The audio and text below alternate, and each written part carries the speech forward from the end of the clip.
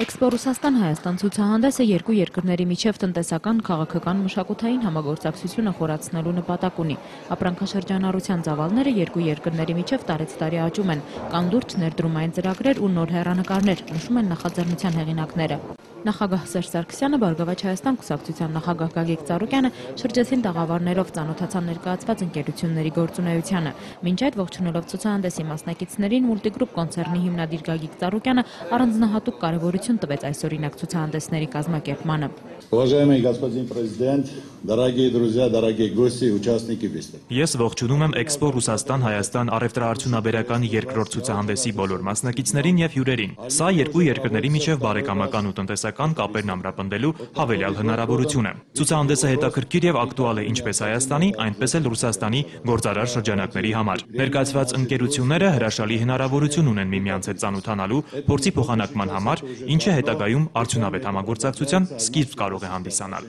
Անկախ ճգնաժամից ես միշտ պատրաստ եմ աջակցել բոլոր այն նախաձեռնությունների, որոնք կնպաստեն հայ եւ ռուս ժողովուրդների բարեկամությանը։ Ցուցահանդեսին մասնակցում են Մոսկվայի, Սանկտ Պետերբուրգի, Նովոսիբիրսկի 70 խոշորագույն կազմակերպությունները՝ մեքենաշինություն, շինարարություն, տրանսպորտ եւ լոգիստիկա, երկրաբանություն եւ լեռնային արդյունաբերություն, առողջապահություն, գյուղատնտեսություն, կրթություն ու ոսկերչական արվեստ։ Սրանք են ցուցահանդեսի հիմնական թեմատիկ ուղղությունները։